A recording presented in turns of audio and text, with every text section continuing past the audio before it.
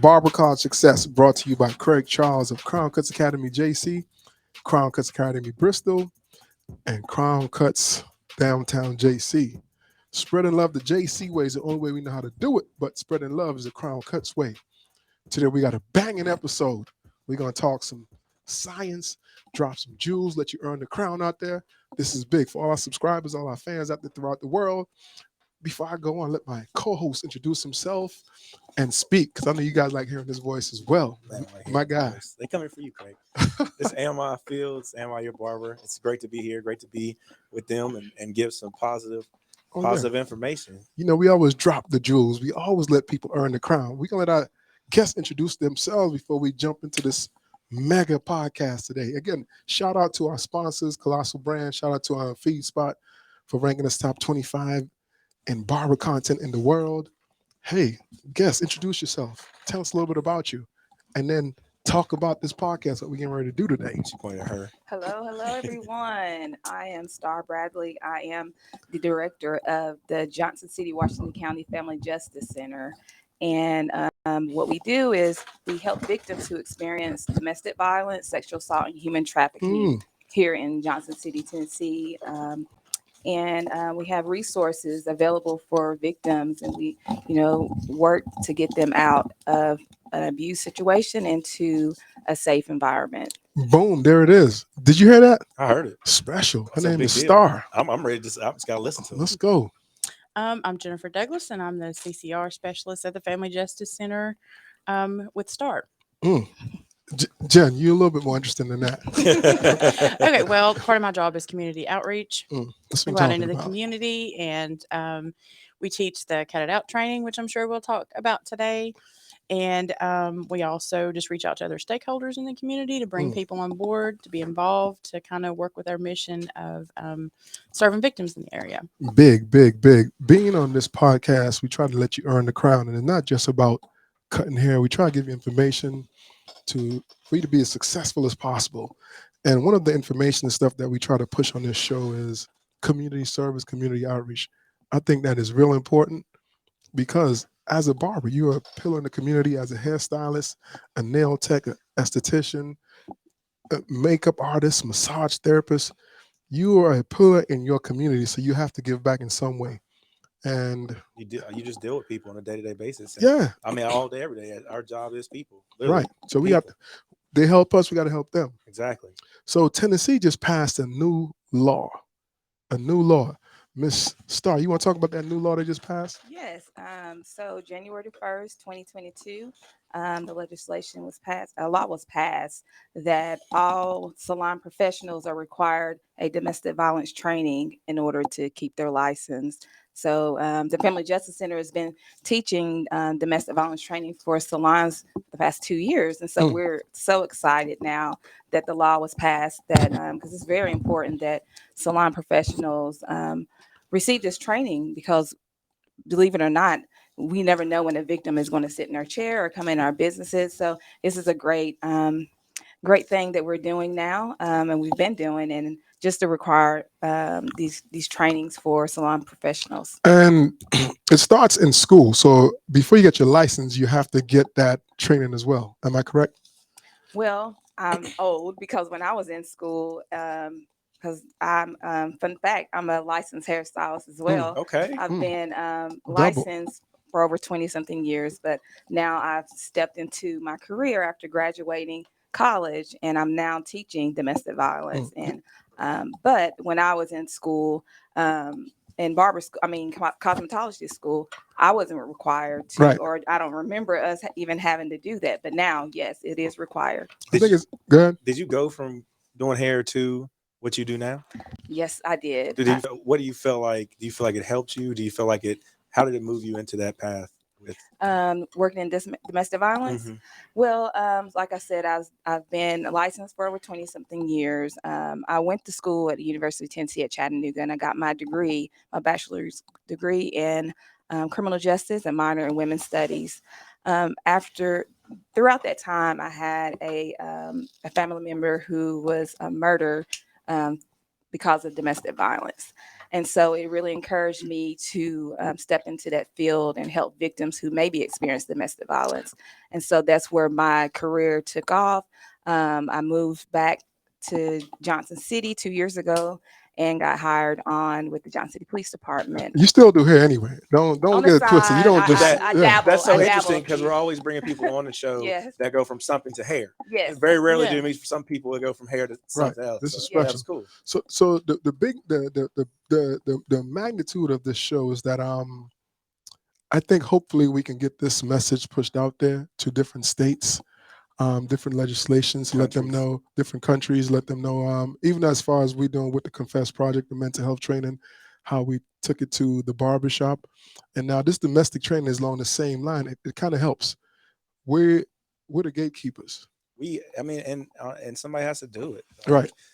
People just want to sit around talk about it. Let me text it. Let me put this on a comment Right. and then talk about it. And then y'all are out here doing it. And God, we're out here working, trying to do the Confess Project. So Jen, when you heard about this new law being passed, what was your thoughts? What was your thought process? What went through your mind? It's very important, and I was very relieved. I don't have a history in hair like Starr does, but You get your hair done. You get your I nails get my done. hair You done. get It's not makeup. too So late. yeah, It's yeah. not- So You- yeah, you I went have there. experience in the chair, not on Right. the other side of Right. the chair.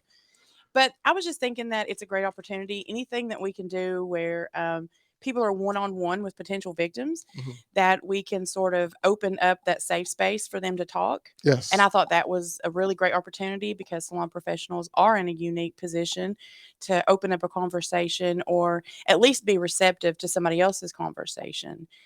Because people, from my experience, tell their salon professionals or the people who do their hair, their nails, things they don't tell anybody else. And when we talk about salon professionals, there's an umbrella of cosmetology, and under that cosmetology umbrella, there's aesthetics, there's barbering, there's cosmetology, nails, makeup, massage. So when we talk about the professionals, we're talking about all of those people. Right, Yes. right. And I'm thinking about professional too. You have to have a good rapport with these people or your Mhm. clients before they want to listen to you. Right. So you Yes. can't, and that I think that's the most important thing. You have to be a professional first. Once you're a professional, then you can start leaning towards helping people because they'll respect you and they will open up to you more. Right. I mean, because you don't understand how people tend to come to us Mhm. and just seeking help, Just seeking want some somebody to advice, listen. Mhm. someone to listen. So now when they know that they can go to their salon, whatever it is, barber's cosmetology, esthetician, know that there's a safe place. I could imagine how many more people are just going to open up. And I think, like I said, it starts with you being a professional, and then when people do open up to you, to be prepared. And that's why Tennessee is having people take this training, because if you are doing your job how you're supposed to be doing it, it's probably going to happen at some point. You're going to see something. And the importance of that too, and I hope like all students can take this serious, whether you're a cosmetologist, barber, and so on and so forth. You have to start working on that stuff in school to the point where you have to start with your consultation, the most important part of the service. So when you start working your consultation and vibing with people, you'll be able to let them feel free and open. You have to start practicing those things in the school setting. Mhm. You just can't wait, because people are patronizing you. And for you to keep them coming, they have to feel safe. In a consultation, it teaches you how to listen. Yes. Because, if you can't properly consult with your client about their hair, how can you properly consult about what's going on in their life? Active listening, positive communication. All those things are so imperative in preparing someone to open up. Absolutely. And sometimes they open up to the salon professionals about things that they can't even open up to their family members. Right. And so you build that intimate relationship with them, and where they're able to talk to you about anything. And so once you recognize those signs, you will be able to help them and refer them to the help they need. And if you go into this profession, I know a lot of people go into this profession, this is the first time speaking out loud, the first time speaking in front of people. I'm talking about the barber and cosmetologist field. Practice those things while you're in school. Find out someone who can do it better than you. Talk to your instructors to help you open up to be a better communicator. Because in this industry of ours, we have to communicate. If we can't communicate, it's going to affect our income. Yep. is going to affect their reputation and retention of clients. So you're not just working on those things for someone to open up, but you're working on those things to help you with longevity in this industry. And we're in the customer service business. And if you're not servicing your customers fully, if when they come to you, they're not having a positive experience, then you're doing a disservice to them. And then at the same time, if they're dealing with situations that you choose to ignore, not only are you doing a disservice to them, but you're doing a disservice to yourself. How long is the training? And what does the training consist of? Well, the Family Justice Center, we do the in-person trainings, Mhm. and it lasts for an hour, and it just consists of going through just teaching them how to recognize domestic violence, how to respond to it, and how to refer them to help in our community or nationally. I think that's so important. That is so valuable because when we started this profession years ago, we were doctors. We were on the same page as doctors, the barber surgeons. Doctors, everything, dentists. Yeah, everything. So your responsibility and your duty goes above and beyond where you should want to be able to give people what they need. And you do the trainings together. Do you do the trainings as well? You teach the training? We have done some together, and then a lot of times I do them independently. Before I came into position, Starr done them independently.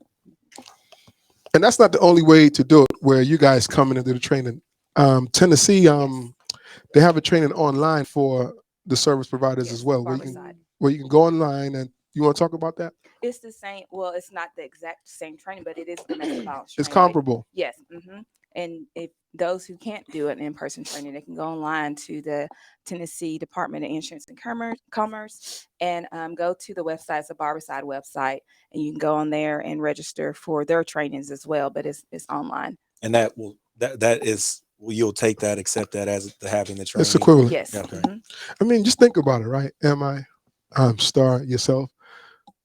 If we could compile a book or a memoir of stories of stuff that we'd heard from people in our time of barbering cosmetologists, there are some people who left our chair that we didn't know what to do. We just was so shocked. Yeah, and it happens. It happens more frequently than you expected. Especially like I came from a mental health background to where things, something ain't right. Like you can't really put your finger on it, but you feel like something ain't right. And most time when you're dealing with customer service, they'll come with you with a smiling face, and you really just don't know what's going on at home. And that's why it's important to be attuned to the people that you're servicing. You got to be aware. Exactly. got- And not ignore it. Yeah. Don't ignore it. I That's- know when I sorry. Go ahead. I know when I'm doing this training, I can relate on a lot of levels, and I Mhm. can give them my personal experiences when I had clients in my chair, and I've seen the ripped out hair, the bruises, the old and new scars. At the time, I didn't know how to address it, but Right. so I'm able to give share my experiences while in the training and let them know that it's common. You can see those Right. things. And I was just going to say one thing that we try to remind people when we go into the training is that on average it takes, because this happens to men and women, but statistically on average it takes women up to 7 times to reach out for help before they actually do leave. So one thing that we try to reiterate to people is don't be discouraged if it doesn't happen the first time, and don't be pushy, because that will cause people to shut down. Yep. But just try to do the best you can to plant a seed. And like you said, it does create that open space, excuse me, that safe space. Yes. So they know, hey, she is kind of aware of what's going on. So when things get bad again, they know that they have somebody to go to. They know that they can go to that person because that seed's been planted. And usually, Yes. I would say by the seventh, they said it statistically the 7th time, trauma is set in. Like there's probably a lot of questions that they're asking themselves that they're afraid to even tell anybody. So, I mean, and you just have to be sensitive to that and not try to push your way into their lives. Well, the importance, like you mentioned earlier, of we never had someone who transitioned to another field from our field on the show. Excuse me. The importance of Starr being in this position, you can wholeheartedly relate. You can wholeheartedly relate. So now you're on the other end giving information to us where you was before. So you can wholeheartedly, and I think that's major. That's wonderful because, like you said, you've seen the hair pulling, you've seen the scars, you've seen the bruises, and you can just go back in your mind. And it's like, man, if I could just save that one person, and it almost resonates and comes off your tongue even louder because you've been there. You understand the journey and the trauma some women go through. And then you talking about your aunt and you're just like, man, what if I could just said something? You know what I mean? So Yes. that's important. Yes, it is. Yeah, that's big. I think that's big. I also think that just thinking about that, like with the Confess Project, where we're part of the mental health, Ammi, we go on tour across the state of Tennessee and we train barbers. We've been from Knoxville to Chattanooga to Nashville Memphis. to Memphis. Mhm. So they teach us like 4 points. The 4 points that they teach us, and then we do have to do like a mock demonstration at the end. The 4 points is positive communication, Validation, active listening, active listening, validation, validation. and reducing the stigma. I didn't know you wanted them in order. I was thinking, No, I was just rolling them off. hey, we got I could have it. kept rolling though. So, what points do you kind of share that the service provider should think about when they go in? Because right now we're going to give a little bit of the training on air because we're over like 80 countries, all through the United States, all through the Caribbean. So people who don't have the regulation in their state or their country, I think it's important to share some points that they can identify and listen to and follow through when they're doing a service. What points do you suggest they talk about in the training? One thing that's in the training, another thing that I emphasize myself, and this is a big one, is I always want people to remember when there's someone in your chair, don't ever say anything that projects blame, because these are people who are already beat down. These are people who already feel worthless, like they deserve what's going on. Positive communication. Yeah. So the last thing we want to do is ask somebody, why are you staying? Why are you putting up with this? Mm, Because what that mm, does is that projects the blame back on them, right, because they're inadvertently, or maybe even indirectly asking you for help. They're right, telling you what's going on in their life.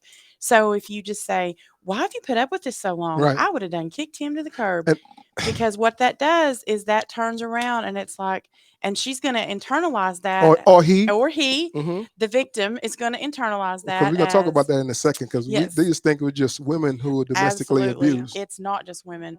But they internalize that and they're like, you know what? They're right. This is my fault. Mhm. I do bring this on myself because I put up with it. And that just validates to themselves, or confirms to them how worthless they feel. And they're like, well, you know what? I am worthless. So I think that's really, really important, is to go about things in a way that we're not projecting blame, that we're being open and we're being approachable, and Mhm. we're taking them at face value, Right. and not we're trying to reach them where they are, because everybody is a different, Starr has always taught me, everyone is at a different place in their healing journey, and you have to meet them at that place. So let me ask you a question. Do you think the individual should share a personal story to make the client feel more comfortable? I think it's good to make your client feel comfortable, of course, Mhm. but I do think there's a boundary there. Right. I do think you have to have clear cut boundaries in this profession. I think Starr, of course, could relate more Hmm. to the clients than I can, being that she's that she's done hair for so long, that she's a cosmetologist. But I do think that there is, anytime in trauma, there is a boundary. I would say that something like that could also make them think of a resolution that might not necessarily be what they should do. If you say, "Hey, this is what I did, blah blah blah, that's what I went through," it says, that might work for you, but it might not work for them. Especially if you're telling them to, like, "Hey, unless you're saying, hey, I seek help," other than that, Right. like that would. So for the areas out there that the podcast gets to that don't have no regulation, how can they help their client, and what's the next step? Because the next step in this, you said we have a 1-800 number Mhm. to call this number. We have the police department. We have you guys. But some places, some countries that listen to the podcast, they don't have those. So what do you suggest? They can, though. So they can go on cutitout.com and become a train the trainer.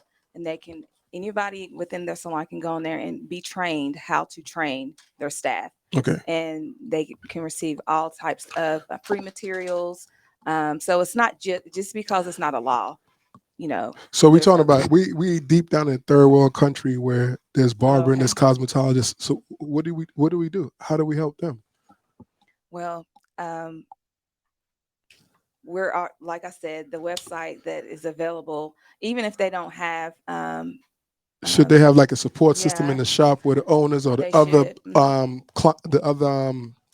hairstylists come together and be able to come up with I a think that's a good resolution, first step is have a care to package or something? I think that's a good first step is to have a round table with the other people in your salon Mhm. and maybe reach out to other people in the area, even if you don't have access to the internet, even, Mhm. or if you don't, well, imagine they do if they, are listening to this podcast, but even if they don't have a lot of technological advances or they can't get the materials to them, I think a good place to start is just creating a round table within the Mhm. salon and maybe partnering with other people that aren't in your salon and just getting together as a community of professionals to say, here's what we see, here's Mhm. where the need is.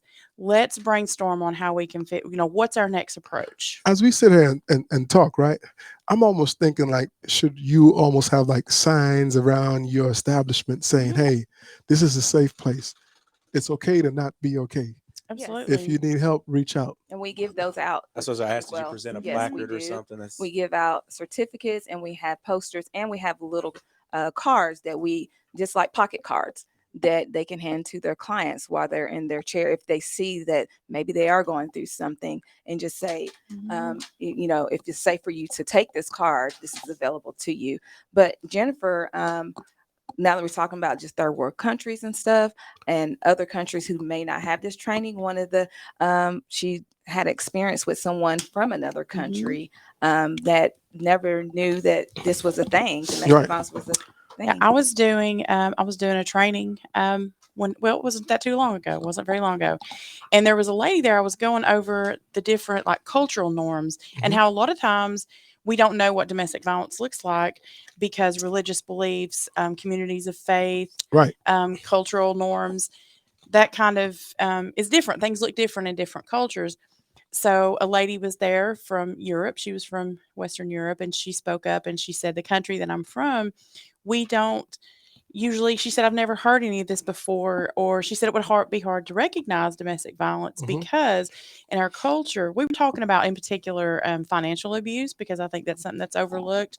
Mm. But we were talking about the traditional male and female roles and the, again, in this particular case, she was talking about male, female, female as a victim. And she was saying that traditionally in their house, it was that her ex husband always controlled all the money and that he made all the decisions in the house. And typically in her country, that's how it was. So she said a man seems kind of cold and cut off. And he makes all the decisions and he earns the money, and the woman very much has the traditional role in the home. So, and she doesn't have access to money. She doesn't usually have access to the vehicles. So, for us, if Starr and I are speaking to someone and we see those signs, that's a red flag to us that somebody else is making decisions for her and that she doesn't have access to her own transportation or her own money. She was explaining to us that that's just what it looks like in their culture. Mhm. And she didn't realize it was any different until she came to America. And she said, it just really opened my mind. It was such a culture shock when I realized that everyone's marriage and their relationship doesn't look that way. And I was Independence. reading that book, David Goggins' book. I don't know if you're familiar with him. It's called "You Can't Hurt Me," but that was one of the things that his father did to his mother. Was she had no money of her own, she had no vehicle, and the only vehicle that they had was his, and that he drove them everywhere, and that she felt like she had nowhere else to go. Mm. And I'm assuming that's Right. probably one of the outlook, like one of the points Yeah. that you could see that Yeah, is Domestic violence is absolutely. not physical, Mhm. just Yeah. all physical. It's emotional abuse, financial abuse. Um, Yeah, it's emotional abuse, financial abuse. It can be Mental. mental ab- intimidation. intimidation. Because that's one of the things that we also like to remind salon professionals. If somebody comes in your chair and the partner may always pay for their services, or the partner may also always make the appointment, the partner brings them, the Mhm. partner's waiting for them outside, things like That's that. some flags. Yes. It is. Technical foul, change of Um, possession. Yeah, Yes. the cell phone rings Mhm. continuously, and maybe the person in the chair is like, hey, how much longer is this going to take? I got to go. that tells you again, somebody else is making the decision. Somebody else is controlling their time and what they do with it. So that's a huge red flag. So I'm going to spin this. We've kind of made it seem so far in this podcast that it's just one sided. Mhm. What are the percentage of women, not just women, excuse me, men who go through this trauma or domestic violence? And it does happen. It absolutely happen. And 1 in 7 men in their lifetime experience domestic violence. 1 in 7. 1 in 7. 1 in 7. And the reason you probably didn't know that is because we don't talk about it. Men internalize it more. I mean, but think about it. A man come into the barbershop and say, man, my wife controlling the finance. She drops me off. Man, she's calling me, asking me. I remember one time I was in the barbershop. I was cutting this guy's hair and the phone rang, right? And he picked it up because it was a wrong number. It wasn't a wrong number. It was a number he didn't identify. The number was blocked. And when he picked it up, it was his wife at the other end. And she said, why are you picking up a block number? And that's a sign too. You know what I mean? I'm just thinking about that right now. Mm-hmm. She called him while he's in the chair on a block number to see if he'd pick it up. Yeah, it could be the same thing. Mhm. It could be he could be in the chair and she's calling him. Yeah. You know, and you might just want to be, hey, dude, are you okay? Is there something you want to talk about? Yeah. And it goes back to, people always think it's funny. We see TikTok videos or we see Right. videos Mhm. online and stuff. You'll see a guy and his significant other just comes up and slaps him. Well, everybody thinks that's funny. It's like, yeah, Right. your girl just put you in check. No, that's domestic violence. Mhm. He's being abused. His girl isn't putting him in check. He's being abused. Because I think if the table was turned and a girl You can't was even there, joke like that with a girl in public. you Right. can't. So if a girl is in that situation and her significant other is a male and he comes up and he slaps her, nobody's going to say your man just put you in check. They're going to be calling 911. Right. So there's definitely a double standard, and that Mm. needs to be addressed because it is okay for men to speak up, and we encourage men to speak up. We do serve male victims at the Yeah. Family Justice Center. But it's just hard, for a man that Because it questions your you're taught to manhood. be masculine, Right. this machismo, and It kind of goes back to the Confess Project. It's like you got to deal with this. You got Right. to figure it out. You have man to up, handle it. Yeah, man exactly. up. Be the man of the house. Mhm. Yeah. Yeah, people will say, you need to go home and get her in check. Yeah. You need to, And that you just need to creates stop letting her more run. Yeah, domestic violence. Ooh, right. this is serious, man. Mhm. This, and for our listeners out there, if you're listening, this is so important that you guys have to pay attention to it, because you guys can change the trajectory of someone's life in an instance. Absolutely. Especially if you have the Absolutely. rapport with this person that you probably built up over time, and they're Yes. willing to trust you Yes. and because they might not even trust their own family members, because they Right. might feel like they're gonna run out and say something to Right. so and so. So that's the Sometimes go ahead. the atmosphere is important too. Mhm. Sometimes, in your salon, voices carry on and Mhm. gossiping. And so you have to pick the right time too. You can't sometimes just because they're in your chair and you're talking about it, sometimes it may not be the right time to talk about it. That's a great point. Mhm. That's a great point, because people do air hustle. And that's Yes. happened to me. Mhm. Actually, it happened to me the other day, where everybody was out of the shop. He's my last client, but the person I worked with was gone. His clients were gone. It was me and this person, Mhm. and they were telling me about the trauma they had from being a correctional officer at the prison, and how that they were dealing with it. And I noticed that he waited till everybody was gone to speak to me about this. Mhm. But it was so real because I worked there too, and I know what he was going through. But he did it for 25, 26 years. Mhm. So it was for me to hear that. I was like, man, I'm glad he probably been balling up his whole life just to tell me that. A lot of times, one trick that I did in the barbershop, if I felt the client wanted to say something to me, Mhm. I would kind of have the music at a certain tone, not too loud, not too low, but if the music is at a certain tone, you can drown out other conversations Yes. where it's not even too loud, where it'd be hard for someone to decipher what they say unless they're reading your lips. Right. So little tricks like that you can do in the salon or the barbershop, have the music or up at a certain level, or just walk them out. You know One what I mean? thing that Right. I've Find done. ways to bring him out. Yeah. Make up a story to bring him outside to talk to him about it. I'm sorry to interrupt you, but No, one you're thing fine. that I did is, like, if they say something to me that I just try to keep the same rhythm of conversation. Mhm. Like, I try not to change, because sometimes people say something, you pause and you want to whisper, and that makes people want to zone in. For me, it was like, okay, I just keep talking in the same tone, and most time people Right. aren't paying attention, and they're just like they might catch something, but they don't hear all of it. Yeah, because you'd even be sitting sometimes and someone in the salon from another chair, from another stylist, where the stylist is not keeping that individual attention, is not talking to them. They might have their headphones on, or might just be doing something. And you in a conversation, and now they jump in because their stylist, they Yes, like the right. service, but their stylist is not talking to make them feel comfortable. And that goes back to building rapport and being Yeah. professional. If they feel like you're not a professional, that their business is going to be in the street because you're talking to everybody in the barbershop, then they're not going to trust you. Right. Mhm. So it's important to do things like we do at the school, have conversations. Because I feel if you go to school and the only thing you learn about is just the practical skill, you being done a disservice. You should have some sit down time to have conversations amongst the crew, the students, and staff to talk about things like this. Talk about mental health. Talk about domestic violence. Talk about why your responsibility as a service provider in this industry. And then, Absolutely. and then have the resources present for them to give it to them so you can serve your community. So I know you guys brought some information. What other information that you guys have over that you offer at the center? We offer at the Family Justice Center as Yes. a whole. Yes. We do a lot of awesome stuff over there for victims in the community.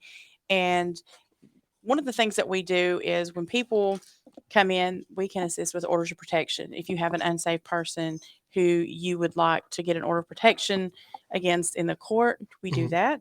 We offer civil legal support.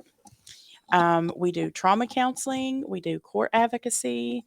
We work with Frontier the Health. Frontier. Yeah, we work with and Frontier we Health. provide emergency shelter and transitional housing. We have it's a hub, so which is very important because when victims come in, they don't want to go to drive right here to get a service, drive Right. across town to get a service. Everything is in one building, and so we have different partner agency, Community Coalition Against Human Trafficking is in our building, Frontier Health, sexual assault advocates, and domestic violence advocates. As I sit down and think, right, I'm thinking that all schools should have a resource like that in their state, in their community, because all barbers, cosmetologists, nail techs, or even aesthetics professionals, massage therapists, they need to know where those services are. Because when you know where those services are, you can service your clients more. And that's one reason that not just because Starr and I teach it, Mhm. and absolutely, I'm an advocate of everybody getting the domestic violence training. And if you get it online, that's great. But I've actually had someone tell me recently that a couple of their people opted to get it online instead of coming to our presentation. And one of the ladies said, "Boy, did such and such and such and such really miss out," because they miss out. Of course. They missed out a lot of the local resources, and then we take time to answer questions. And I think that's one reason I'm very partial to the cut it out training that we do, Mhm. is because Starr and I are willing to just stay there and we'll answer those questions. You don't get that online. And we'll give you the phone numbers. We give you, we leave them our personal information. And I do wish that everybody had resources, or at least knew of resources locally that they could refer their clients Well, not to. just locally, on the national level. I think every state should partner up with, and even if your state don't pass that legislation law, you should partner up with a resource center, because as a service provider, beauty professional, you should be able to have a number for everything that one of your clients might be going through. Is there an Yes. international number that you would call or could get you in touch with somebody in your area that does? We do have a national domestic violence hotline. You can also go to the You're talking about website. internationally, not just national. Oh, internationally. Well, Starr, do you excuse me. know? I mean, nationally. Oh, okay, the same. You can always, if it's inside the United States, you can always you can call the 1-800-799-7233, which is 799-SAFE. And you can always call that. You can always go online to the domesticviolence.org.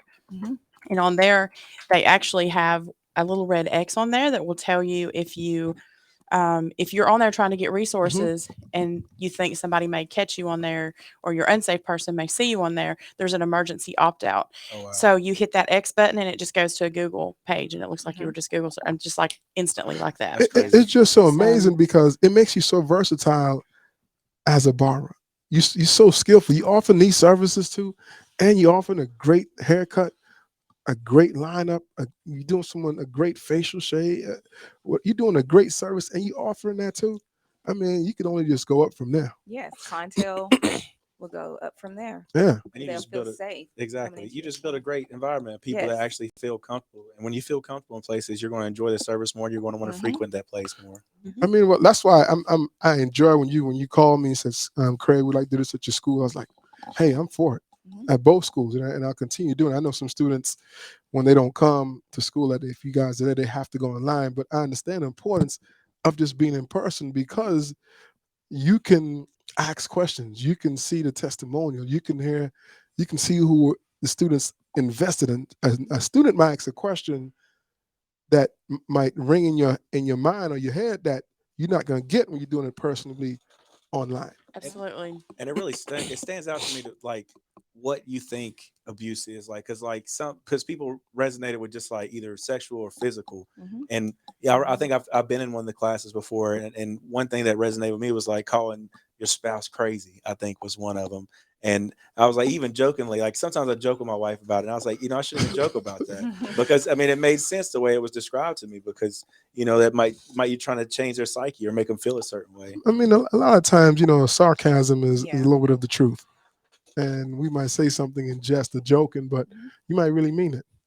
Mhm. And those can be like a precursor of just continuous build up, and then your voice is raised. Yes. And after your voice is raised, you start moving your hand. You Mhm. start making somebody flinch. Mhm. After you make them flinch, you might pop them one time. And then you start repeating that, and then it goes downhill from there. And then they go to their hairstylist, and that hairstylist says, "Yeah, you shouldn't deal with that." And that person goes back and hit them, and then Right. everybody's fighting. Right. And then it's like, man, I thought he's gonna flinch, but no, he flinched before. And or she flinched, made you flinch before, and then she clocked you upside your head. You know what I mean? So yeah, I was watching something online, and I think that there was a question proposed to this woman, and she said, "Yeah, if my boyfriend if he just look at a girl, I'm clocking him upside the head. Y'all should too." I'm like, what? She just said that cold like that on TV, like, yeah, I'm beating his butt. I was like, and everybody laughed. And everybody Yeah. laughed. You know what I mean? Yes. Everybody laughed, but Mhm. and she wasn't canceled, but she didn't lose her job. I don't think so.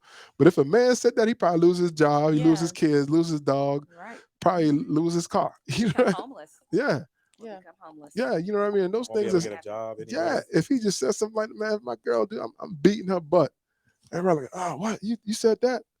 But and there's a double standard, so we Mhm. need to check that at the door. And I actually had a male victim one time to say that somebody in his family had told him, "Don't waste your time going down there. They're not going to give a man an order of protection against a woman." So, they're not going to give, like, if the woman's the offender, they're not going to give a man protection from a woman because they don't take it seriously, and that is not the No, case. just a We myth. take it very Mhm. seriously at the Family Justice Center, and I promise you that the legal system takes it very seriously. Yes. I mean, And that's good. and that's what we're there for, is to advocate for you, male or female, regardless of gender, race, sexual orientation, Mhm. any Right. of that. We're there to advocate for you. So And we've all been in relationships, and I can blatantly remember just some of my friends, or even a relationship I was in, and the woman was like, I was like, man, you a little you a little rough today. But you just cast it off because you're thinking like, man, I'm a man, nothing's Mhm. gonna happen. But if you don't have a conversation and check that, that could speedball to something Mhm. else, Yes. and then you find yourself reacting on a reaction, and then you're in the wrong. So Mhm. those things need to be checked and have conversation of up front, even if it's a man, a woman, a child, whoever. Have a conversation about that up front and say, hey, I didn't feel comfortable when you raised your voice Exactly. at me. And it might be deeper than that. It might have been trauma that they have received when they were younger or seen, or maybe Mhm. that's how their parents did it, and maybe Yes. that's what they think a real relationship is. You're right. And that's some of the things we teach in the trainings. Absolutely. Mhm. Mm. This is a Absolutely. special So some of them may podcast. say, "Oh, it's in our DNA. Our father used to do it for Mhm. years, or mother used to hit our father for years." So that means, making excuses for their actions and their Mm. Yeah. behavior. So, That's one of Wow. the things that we try to teach, Mhm. is that the reasons that people try to try to warrant why they act the way they do. Mhm. And Make somebody excuses for it. make Mhm. excuses for it. They do, and they'll say, "Well, his dad used to beat his mom, so it's just in his blood." And I promise you, it's just like Starr says. I promise you, there's no genetic abnormality No. that makes you beat somebody. It's a choice. Mhm. Mhm. Mm. Yeah, all of those, alcohol and drugs. A lot of times that's an excuse. Oh, they're going through something, so the Mhm. alcohol or drugs made them do it. No, it's a choice. Or That's anger that's one thing issues. I always Mhm. wondered. Like when I worked in corrections, was like at some point it had to stop being the fault of how you were raised, and it had to be your decision. At Yes. some point, you had to decide what you're Yeah. doing is wrong, and you have to take responsibility for it. So what can you say to students starting in this industry? What could you say to them for them to take this serious? What are words of wisdom or advice would you give to students? I'll start with you first, Star. Both you guys will. Believe your client. That's one thing that we really focus on is believing your client, because sometimes when they talk to you and they express those things to you, and like you said, they'll sometimes you may push it off like it's not important, but believing your client Well, is before you even get to that point, because most students, one of some of our problems is having them to realize the magnitude of just having the conversation of taking it serious. Not wait when you get to your field or in the job or you working in the shop. What can you say to them for them to take this whole scenario serious before you even get to believing in the client? What would you say to them? it's a good question. That not to take the signs. I want to just say this: just because you see one sign does not mean this domestic violence. Hmm. Because a lot of times a lot of people get confused thinking that because she has a bruise, that is domestic violence. Maybe she really did fall, Right. or maybe he really did get hit in the face. But that's one thing I really wanted to point out. But just knowing that this is a serious problem that's going around. The whole United States, and that we need to really recognize that because it's a problem, we just need to be a part of the epidemic of fighting domestic Solution. violence in our community, because it is serious. Being an influential community leader and Right. standing up and being a bystander for those who are experiencing domestic violence. What do you think, Jane? I would say to really give a lot of awareness to your listening skills, Mhm. give a lot of awareness to how you communicate with other people, Hmm. how you just kind of think about how your reactivity skills are, how you're going to approach that situation if it happens. But a lot of it, it starts with working on you. Because a lot of students they come in and they just want to just move their hands and the Yeah, they would just clickers. want to get out there and rock the skills. I Yeah, get that. I and get it's that. it's more than that. You know what I mean? So like you're saying, work on your listening skills, Mhm. work on your communication Mhm. skills, because those things you can't you can work on that throughout your life, Yes. but you want to get a jump start and work on it while you're in school because it's very important. It's very important to know what to look for, how to have a dialogue with a client. That's a skill that most students I think take for granted. And a lot of times I will ask the student the question, and as we're having a dialogue, I will back up, go as far across the room as possible, just for them to kind of project their voice. Because a lot of times they want to come in and, hey, my name is, how you doing? I was like, that's not going to kick it. It's Mhm. not going to work for you. You're in this business, you're a service provider, you're in customer service. You have to speak confidently. You have to Mhm. speak with a Yes. model tone. And if you don't speak with a model tone, it can affect your clients, it can affect your reputation, and it can affect your income. Exactly. And being professional, Right. because if they see that when they come in your salon any other or the barbershop any other time and you're gossiping about everybody else's business, they're not going to want to confide in you and tell you their problems. So just being professional as well. And that covers the whole thing. Being Mhm. professional. What is professional? I was just sitting here thinking about it, man, and I was just like, if you're really out here listening to this podcast and doing what you need to grow and be successful in this industry, then at some point you're probably going to have to deal with this because people are going to trust you enough to share with you, and you want to be able to give them more than just a good haircut. And I think that arming yourself with a training like this to give information or the Confess Project, arming yourself with these tools, it's only going to make you a better service provider and give you clientele for life. Mhm. Yes. And it's just going to build a positiveness in your life, and giving back is probably one of the best feelings I ever had.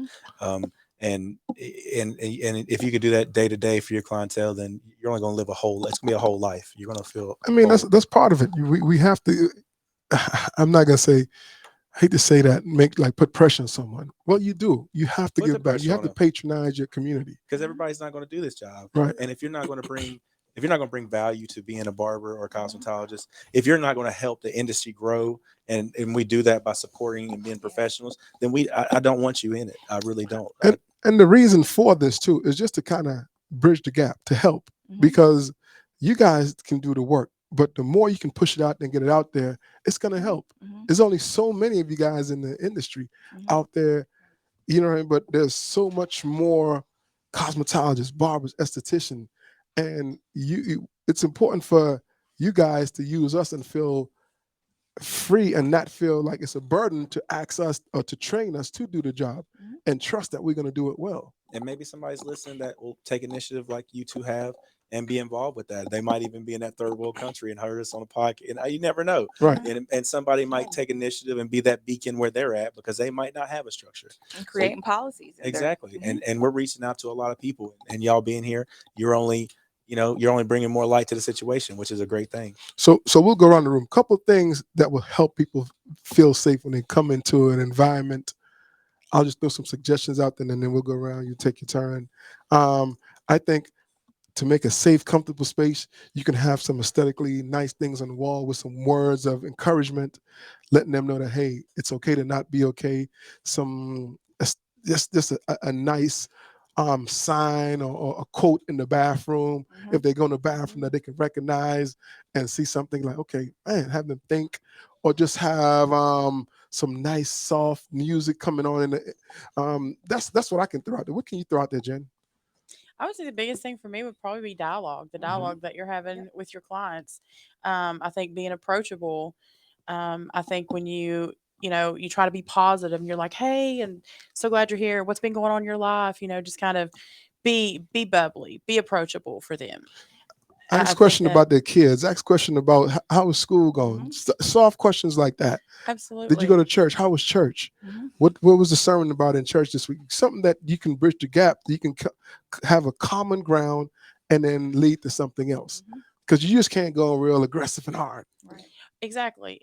And that's something too, is that I want people in salons to remember that you see them and you do their hair and you are invested in them in some ways, but you're not emotionally invested in the situation they're in.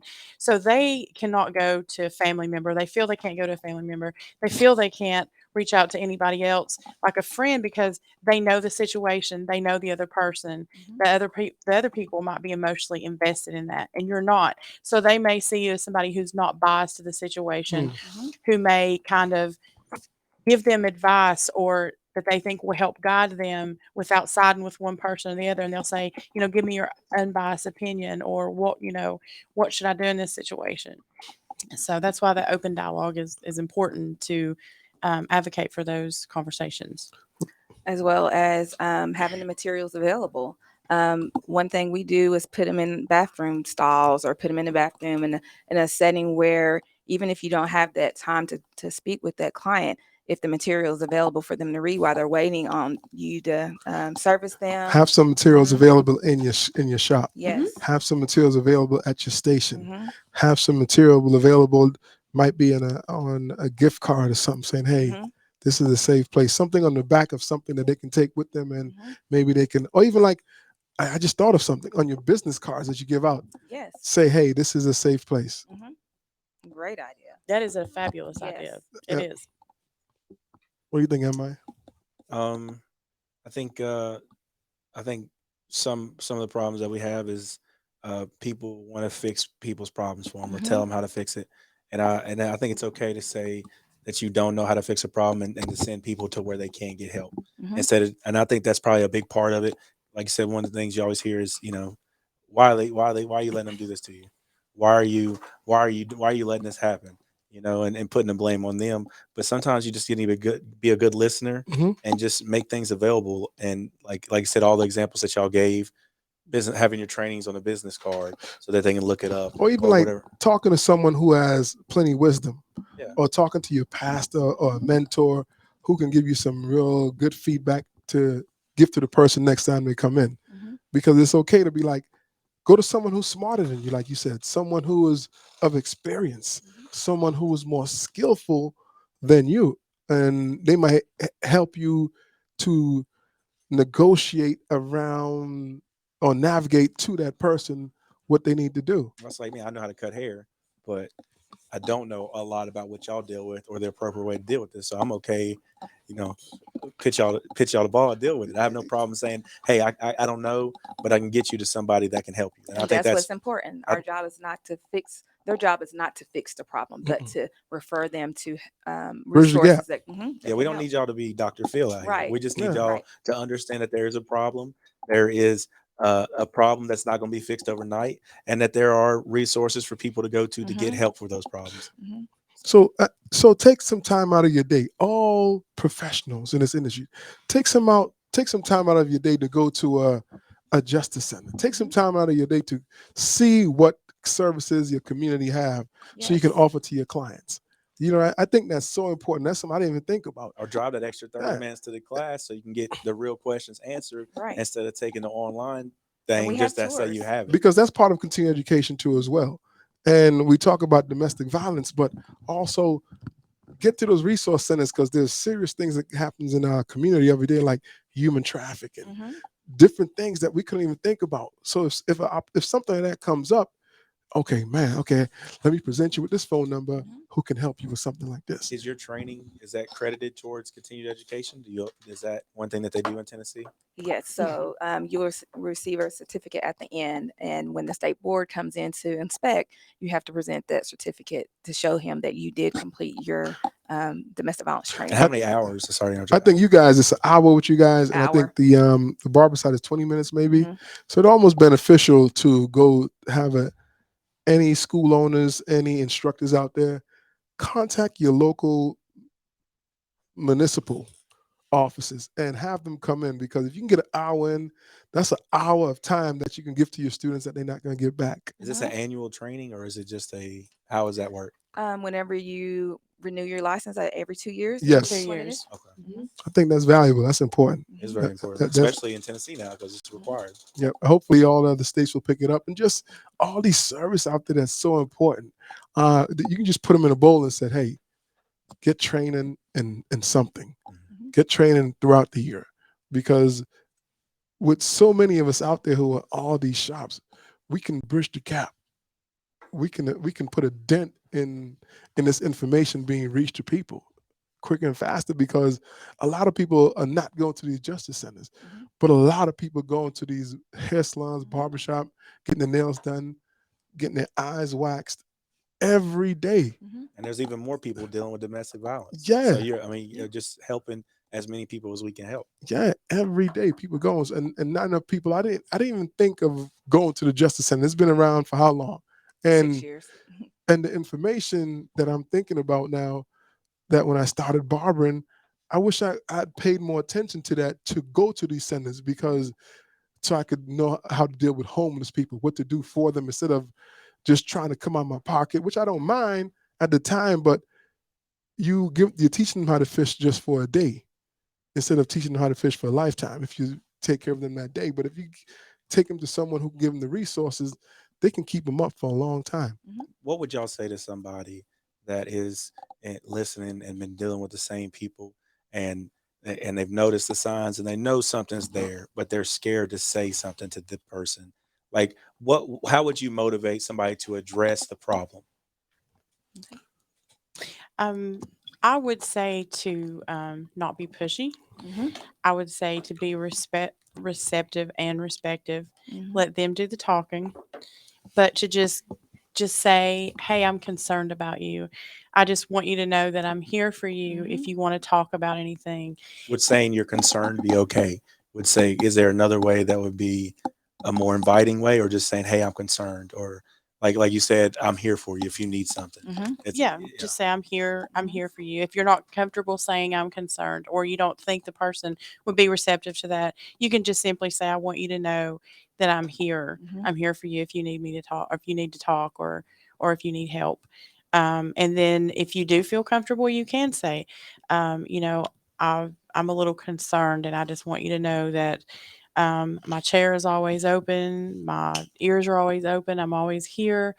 If you want to talk to me, and just let them know, like I said, just plant that seed. And I think that's the most important thing, is just letting people know that you're available. And one of the great things about the training as well, and having the material, they may not be able to talk right then and there, but they know it's available. They know that your salon or your barbershop has been trained in domestic violence. So maybe Mhm. they'll pop in at a time, maybe they're not getting their haircut, and they say, hey, can I talk to you for a minute? Because they know they've seen the material, you've opened up to them and let them know that you're here for them, that they can always come back, that just setting that consistent, being consistent with knowing that they can come back to I talk got to you at any time. one more question.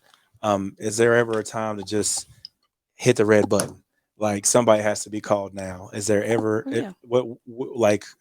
what are some of the signs that you would see that, like, you, not to say that every situation is the same, but is there ever a time where somebody is in your chair and you're like, okay, this has to be addressed? Is there ever a time for that?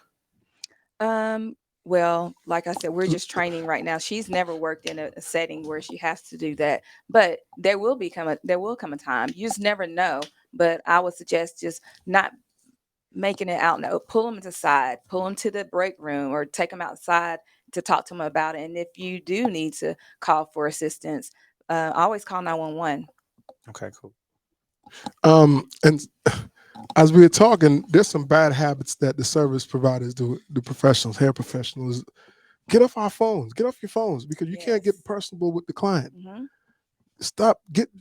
We're wearing headphones. Yeah, that kind of, that's a pet peeve. You go in the shop, you see a barber got a headphones on. You can't get to know your client. Mhm. Or they're in the cell phone during the whole service. Mhm. That's Or- not respectful. Give Not. that person that time of the day. You getting your nails done, you getting your eyebrows waxed, you getting a pedicure, you know what I mean? You're getting a Brazilian, and you're on the phone, and are you getting a haircut, or you getting you know what I'm saying? You getting your hair trimmed, whatever, and washed and permed, whatever. Give that person attention, because you might miss out on giving them some Yes. good feedback, some good help. Yes. And they're not going to see you as approachable. Yes. Yeah, If you're not. And they want to know that you value them as a customer. right. Mhm. You're on the phone, or you got your music on, and you're there rocking, you cutting hair. I think another thing that, on the flip side of that, is like, I know we're talking about speaking with your client and addressing their issues. One thing, there was a salon, I met a woman that owned a salon during the skills competition for barbering in Virginia, and she said that she offered her clients a silent haircut.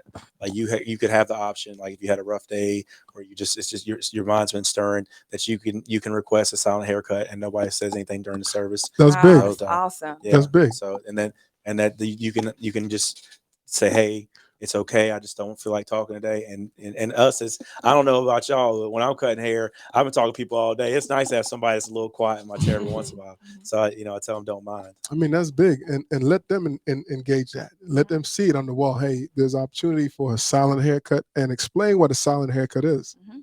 Yep, man, big. This was plenty of information. What do you guys think? I think it's awesome. So, Absolutely. y'all, first time on the podcast. I know most people come on, they get real nervous. They're like, man, what am I going to say? What am I going to do? Who's looking at me? Is my hair right? Am I going to stutter my words? How did y'all feel on your first episode of being on the podcast? Oh, I felt really comfortable. I didn't know Yeah, what to me expect, too. but I didn't just either. Yeah, this was different having at an open first, but yeah, dialogue. Yeah. But it was fun. Yes. very it much. was. Yeah, very fun. So, Enjoyed it. So what'd you learn today? What'd you get out of this podcast?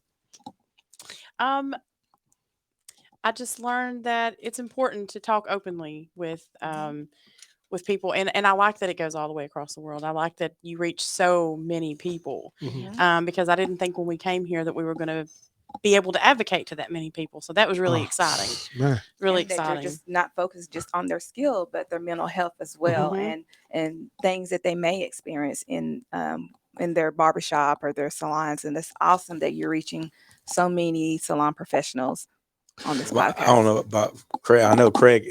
We feel the same way. Is that us is we're trying to uplift this industry Mhm. back to the standard that was held for me Egyptian time. They're building statues of us. So we want to uplift this industry back to propel it back to where it used to be and as respected as it used to be. And things like this will only help it. It Mhm. won't hinder it. Give food for thought. Exactly. Yeah, I mean, giving information, earning the crown. I mean, that's big. I think it's important because, again, if you go to a school and the only thing you get out of school is the practical skill, Mhm.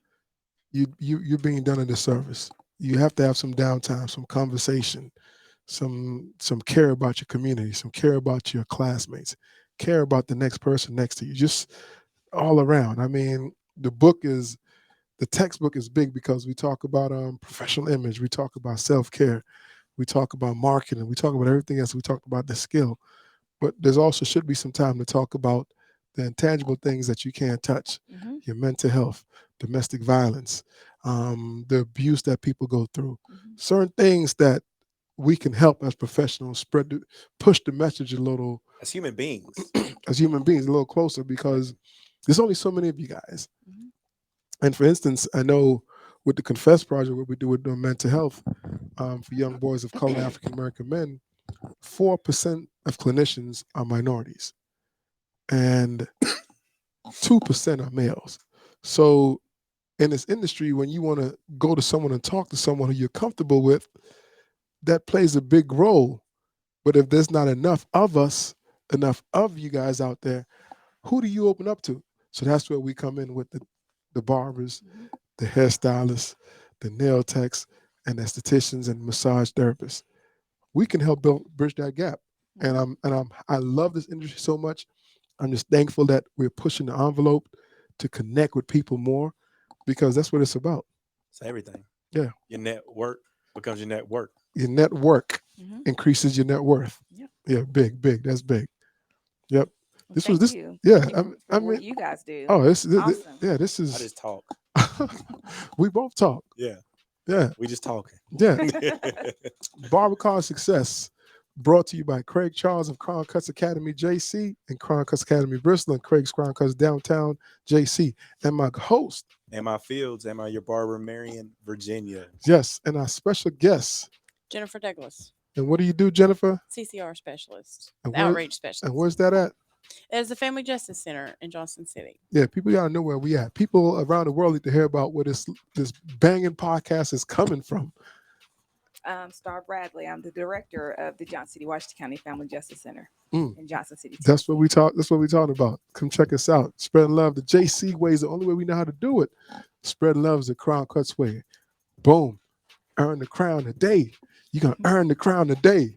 Talking to the moon. Drink pineapple juice for coffee.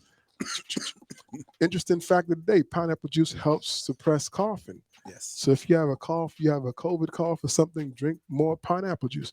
You want to take it to the next level? Add some ginger and lemon to it.